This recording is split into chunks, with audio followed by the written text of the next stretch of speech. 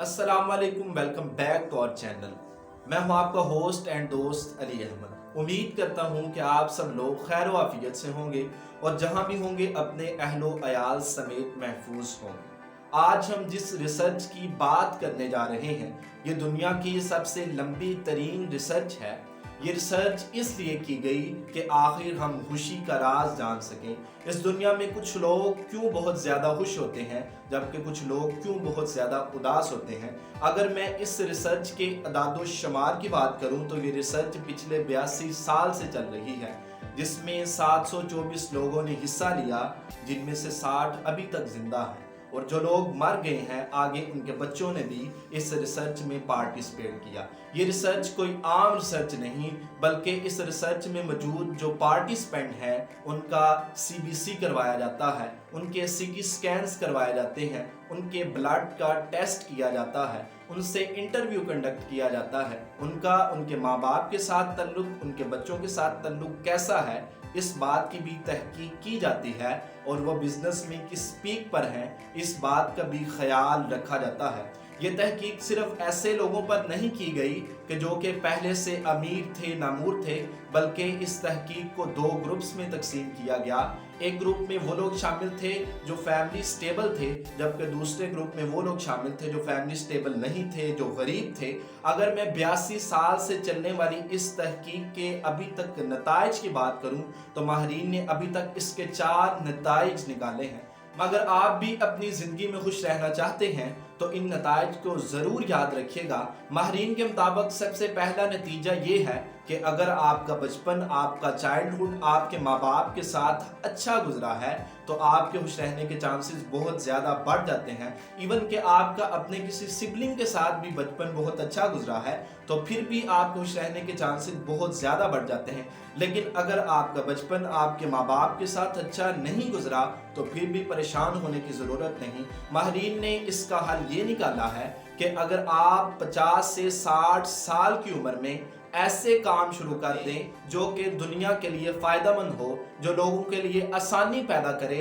मतलब कि अगर सिंपल अंदाज में बताना चाहूँ तो अगर आप रफ़ाए आमा के काम शुरू कर देते हैं तो फिर भी आपके खुश रहने के चांसेस बढ़ सकते हैं। तीसरा नतीजा उन्होंने ये निकाला है कि अगर आप अपने स्ट्रेस को काबू करना सीख लेते हैं, मतलब कि आपको गुस्सा किसी पर था आपने निकाला किसी पर, तो फिर भी आपके खुश रहने के चांसेस बढ़ सकते हैं। चौथा और आखिरी नतीजा उन्होंने अभी तक ये निकाला है कि अगर आप अच्छे लोगों के साथ उठते बैठते हैं, आपकी कंपनी ऐसे लोगों के साथ है जो आपको मोटिवेट करती है, जो आपको इनकरेज करती है, तो फिर भी आपके खुश रहने के चांसेस बढ़ जाते हैं। लेकिन अगर हालात इसके बरअक्स हैं तो फिर आपके लिए आपकी ज़िंदगी में परेशानी और उदासी है।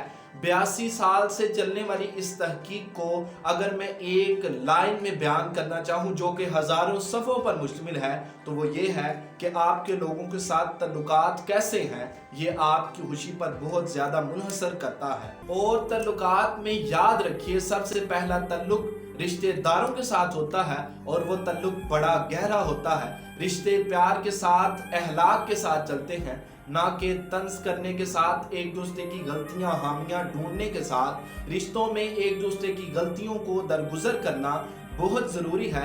दरगुजर करने की एक मैं मिसाल अर्ज करना चाहूँगा। आपके पास एक पुरानी बाइक थी, खुदा न ख्वास्ता वो पंक्चर हो गई। आप कभी भी उस बाइक को लावारिस नहीं छोड़ देंगे, आप कभी भी उस बाइक को फेंक नहीं देंगे, बल्कि आप उसको पंक्चर लगवाएंगे और दोबारा काबिल इस्तेमाल बनाएंगे। आप उसके साथ अपना तल्लुक दोबारा बहाल करेंगे। अगर मैं सिंपल अंदाज में बताना चाहूँ तो आप बाइक की गलती को, कोताही को, खामी को दरगुजर करके, छुपा के उसके साथ अपना तल्लुक दोबारा कायम कर लेते हैं। अगर आप बेजान चीज़ों के साथ अपने तल्लुकात दोबारा बहाल कर लेते हैं तो फिर इंसान तो अशरफुल मखलूकात हैं। एक गलती पर क्यों रिश्ते नाते ख़त्म कर दिए जाते हैं, एक गलती पर क्यों सब कुछ ख़त्म कर दिया जाता है।